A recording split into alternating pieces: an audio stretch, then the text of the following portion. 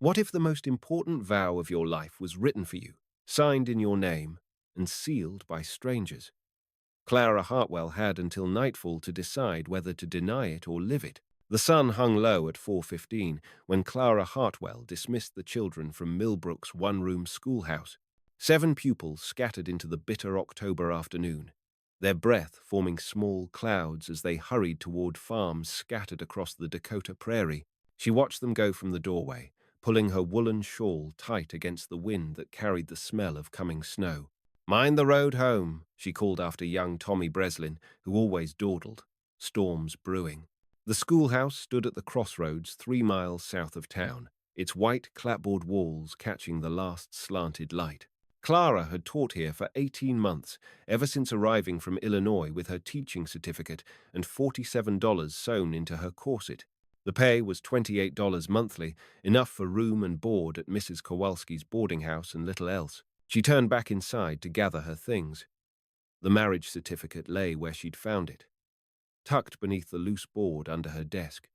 Her fingers trembled as she unfolded it again. The document bore the seal of Dakota Territory, dated 6 months past. Clara Marie Hartwell, it read, "Wed to one, James Theodore Morrison, of Section 12, Township 142. Her signature appeared genuine, though she'd never held the pen that formed those letters. The yellowed postcard in her pocket had arrived that morning with the mail sack. No message, just an address written in the same careful script.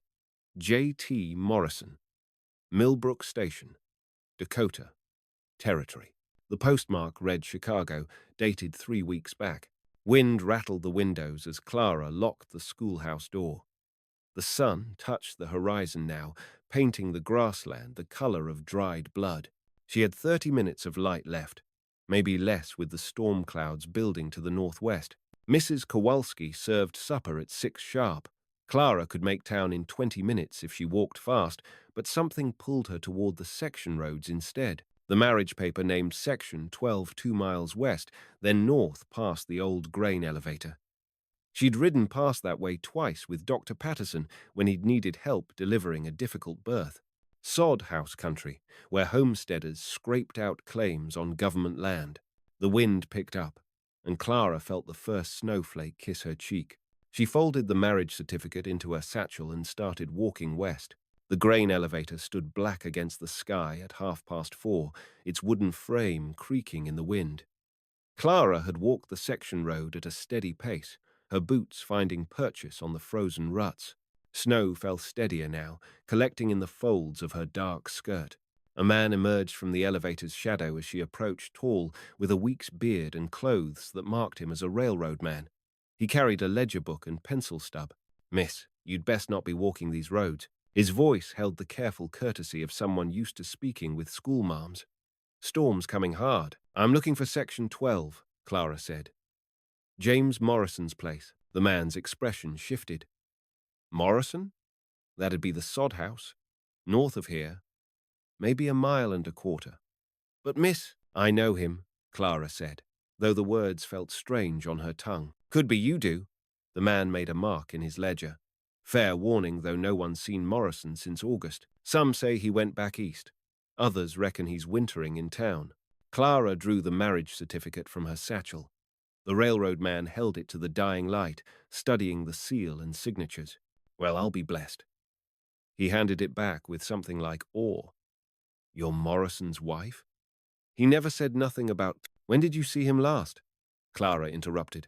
"End of harvest season.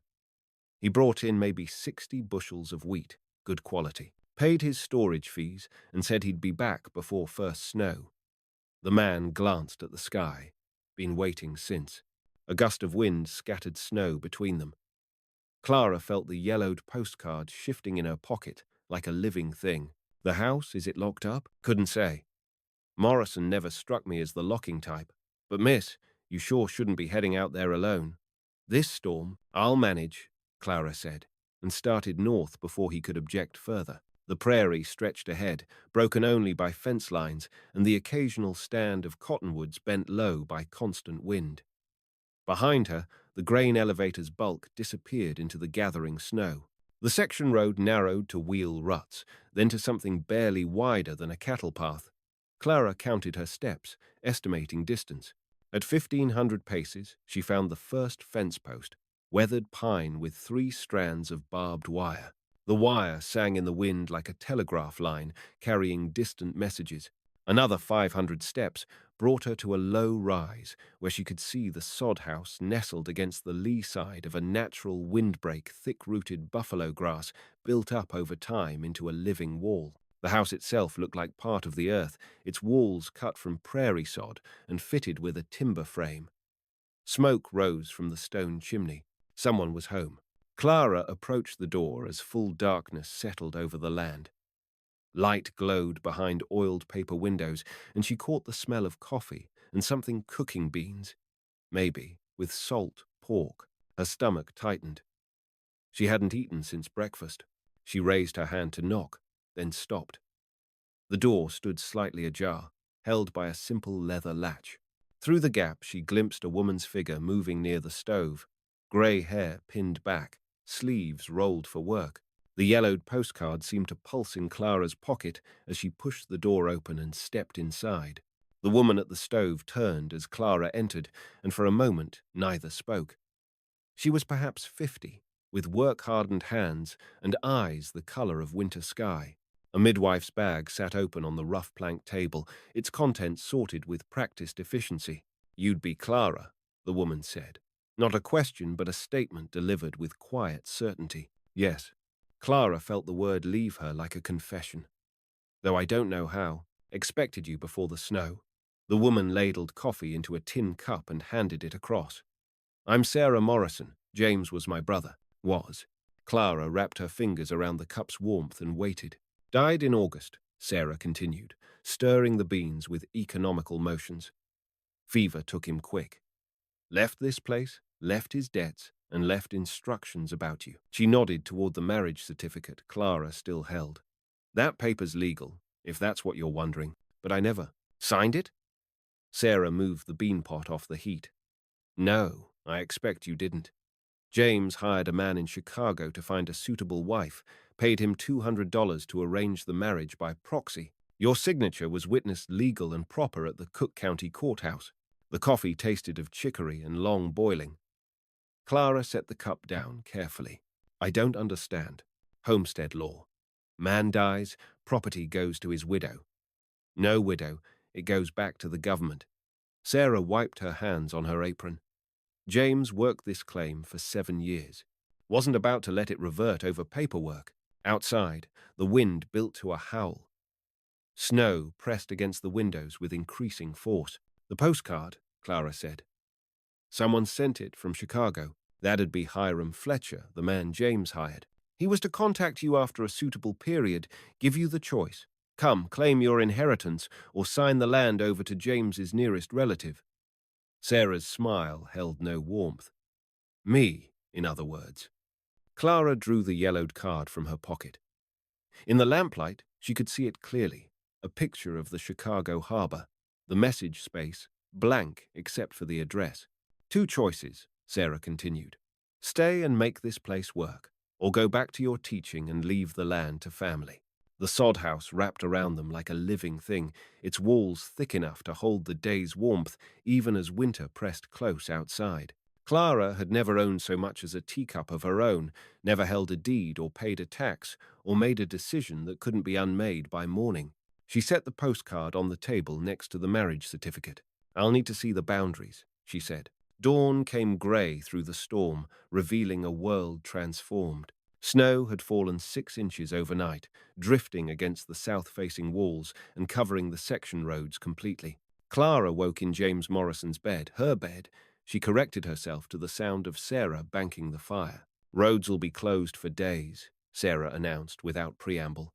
"Good thing you've got provisions." Clara discovered the truth of that as they took inventory. The sod house contained enough beans, flour, and salt pork to last 2 people through Christmas, plus seed stock for spring planting and tools kept in working order. James Morrison had been a careful man. The boundaries proved more complicated. After breakfast, Sarah produced a leather portfolio containing the homestead papers, survey maps, and correspondence with the land office in Pierre. Section 12 comprised 160 acres of mixed grassland and timber, with water rights to Willow Creek and a 1/8 share in the township grain elevator. Current taxes owed, $47, Sarah read from a government notice. Due by 1st of December, else the claim reverts. Clara had $31 remaining from her teaching salary. What's the land worth? Depends who's asking. To a railroad man looking to expand? Maybe 3,000. To a farmer wanting good wheat ground? Perhaps 1,500. Sarah refolded the papers with care. To a woman needing a place to belong, it's worth whatever she's willing to pay. That afternoon brought visitors. The storm had passed, leaving the prairie gleaming under weak sunlight, and Clara heard the jingle of harness bells long before she saw the sleigh. 2 men approached from the direction of town, one driving, the other wrapped in a buffalo coat that marked him as a man of means. Sarah met them at the door with the formality of someone accustomed to conducting business. "Afternoon, gentlemen. What brings you out to Section 12? The man in the buffalo coat removed his hat, revealing silver hair and eyes like chips of flint. "Alias Thornton, ma'am, from the Millbrook Development Company. I understand there's been a recent change in ownership here." "Might be," Sarah said. "What's it to you?" "The railroad's planning a spur line through this section come spring. Right-of-way negotiations, you understand." Thornton's smile revealed teeth too perfect to be natural. "I'm prepared to offer $1,500 cash for a quick sale. Save everyone the trouble of lawyers and such." Clara stepped into the doorway beside Sarah. "The land's not for sale." Thornton's attention shifted to her with visible calculation. "You'd be the widow Morrison, then? My condolences. Frontier life can be hard on a woman alone." "She's not alone," Sarah said quietly. "Of course not, but still $1,500 would set you up comfortable in town. Teaching positions still open at the schoolhouse, I hear." Clara felt the weight of the marriage certificate in her pocket, the reality of her legal claim settling like stones in her chest. "I said the land's not for sale. Winter's barely started, ma'am. Long season ahead, lots of time to reconsider." Thornton replaced his hat with the air of a man accustomed to getting his way eventually. "I'll check back, come spring." The sleigh departed in a spray of snow, leaving Clara and Sarah watching from the doorway. "Railroad money," Sarah said. "Changes everything it touches." That evening, as they prepared supper, Clara found herself studying the homestead papers again. The survey map showed Section 12 bordered by 3 other claims, all marked with different colors of ink. 2 were labeled patent pending homesteads, not yet proven up. The third carried a red stamp. "Reverted to government, 1,889. The Hendersons," Sarah explained when Clara asked, "lost their claim last winter. Couldn't make the tax payment." Clara traced the property lines with her finger. "Paper is only ink. Winter is the proof. If the railroad came through, they'd need continuous right-of-way.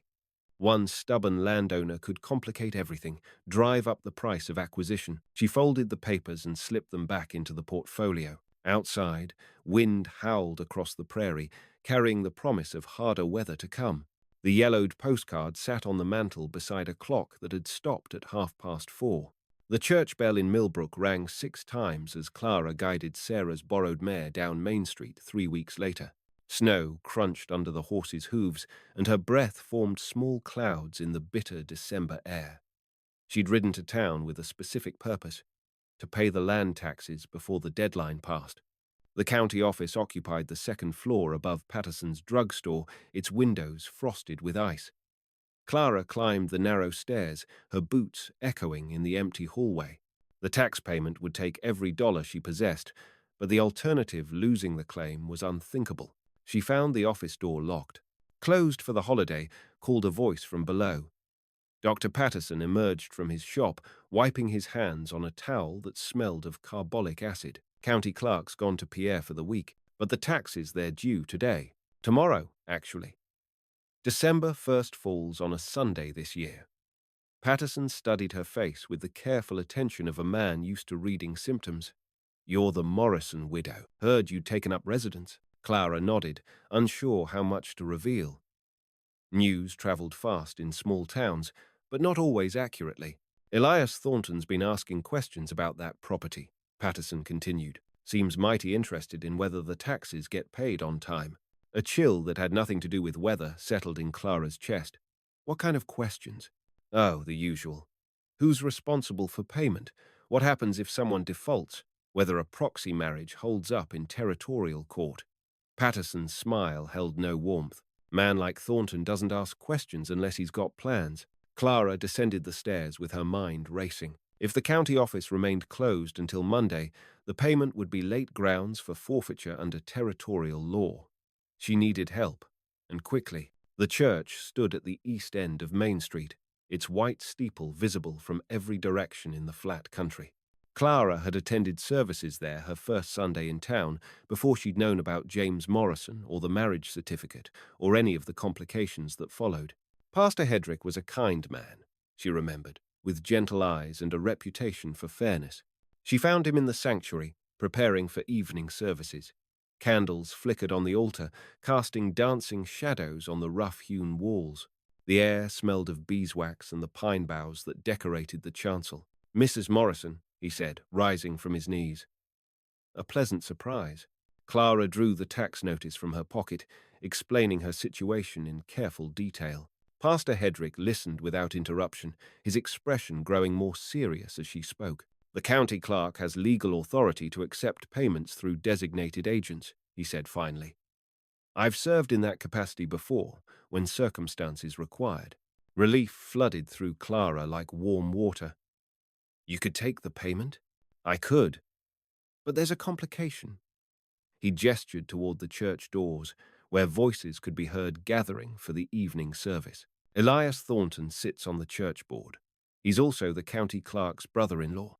The pieces fell into place with sickening clarity. Thornton hadn't simply been asking casual questions, he'd been positioning himself to benefit from Clara's failure to pay on time. "What do you advise?"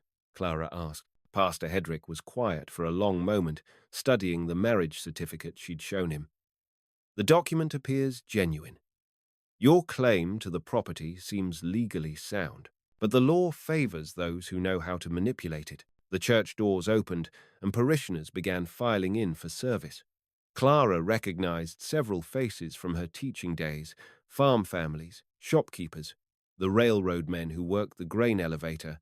Among them came Elias Thornton, his silver hair gleaming in the candlelight. "Stay for service," Pastor Hedrick murmured. "Afterward, we'll settle this matter properly." Clara took a seat near the back, her hand resting on the folded tax payment in her pocket. $47 every cent she possessed, converted to a bank draft, drawn on the Millbrook Savings and Loan. Around her, the familiar rhythms of frontier worship unfolded. Hymns sung without accompaniment, prayers offered for absent neighbors, scripture read by lamplight. Thornton sat 3 rows ahead, his presence as unsettling as a thundercloud on a clear day. When the service ended, Pastor Hedrick asked the congregation to remain seated. "We have business to conduct," he announced. "Mrs. James Morrison wishes to pay her land taxes before the legal deadline." A murmur ran through the gathering. Clara felt every eye in the sanctuary focus on her as she rose and walked to the front. Her footsteps echoed off the plank floor. "The county office is closed," Thornton said smoothly. "Payments must be made through proper channels." "I am a proper channel," Pastor Hedrick replied. "Appointed by territorial statute to receive tax payments when the county office is unavailable." Clara handed him the bank draft. $47, witnessed by 37 citizens of Millbrook and recorded in the church register. Pastor Hedrick signed the receipt with careful precision, his pen scratching in the silence. "Payment received in full," he announced. "Let the record show that Mrs. Morrison's taxes are paid current as of this date." Thornton's eyes narrowed. "Without the county seal, this receipt may not stand in Pierre," he warned, his voice carrying to the back pews. A murmur swept through the congregation until 2 farmers rose, declaring they would ride to the Capitol as witnesses if needed. The threat hung heavy, but Clara kept her chin lifted. Thornton's face had gone the color of old parchment. "This is highly irregular." "This is the law," Pastor Hedrick replied. "Unless you question my authority, No one spoke. Clara folded the receipt into her bodice, next to the marriage certificate and the yellowed postcard. 3 pieces of paper that had changed her life completely. As the congregation began to disperse, a woman approached from the front pews, middle-aged, with capable hands and the bearing of someone accustomed to difficult births and long vigils. Clara recognized her as the midwife who'd attended the difficult delivery she'd helped with months earlier. "Mrs. Morrison, I'm Martha Carlson. I wondered if you might need assistance settling into your new situation." Clara felt something loosen in her chest, a tension she'd carried since first finding the marriage certificate. "I'd welcome the help." "Good. Sarah Morrison's done what she can, but frontier life requires particular skills."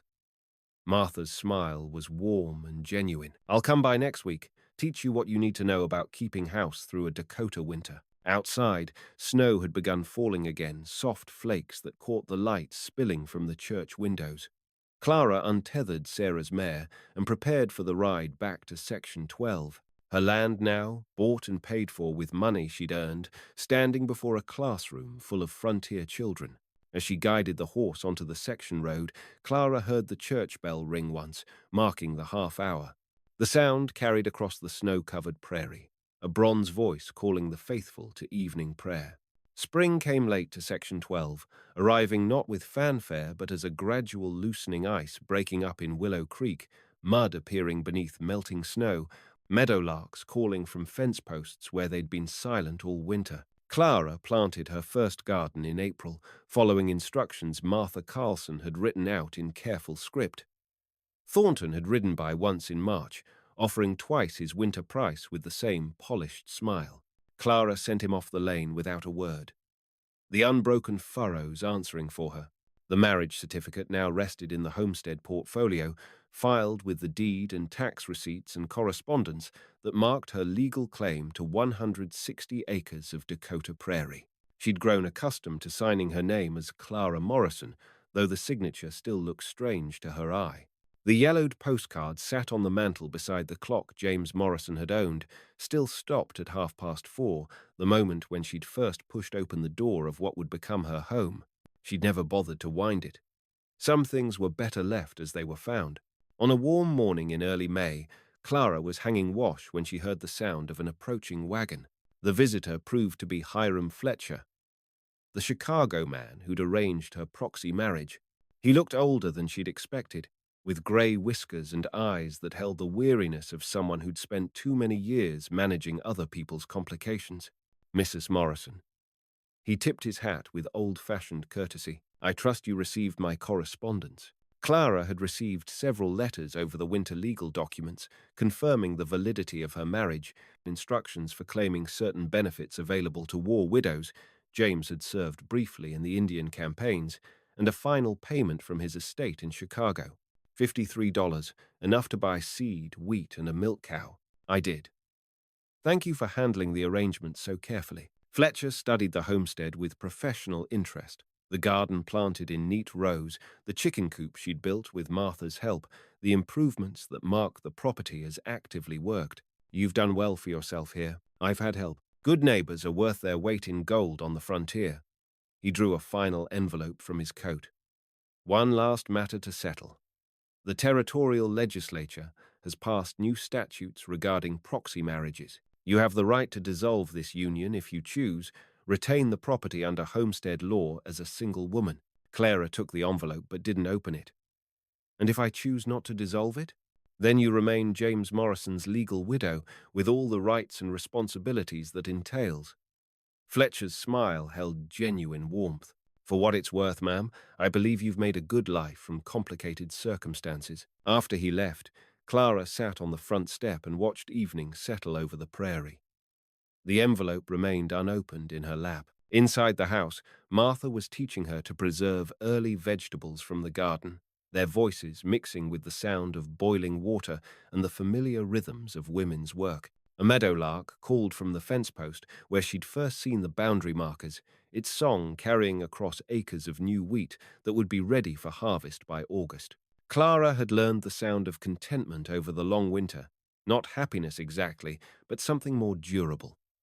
the satisfaction of work done well, of problems solved with care and patience. She folded Fletcher's envelope without opening it and went inside to help Martha with the canning.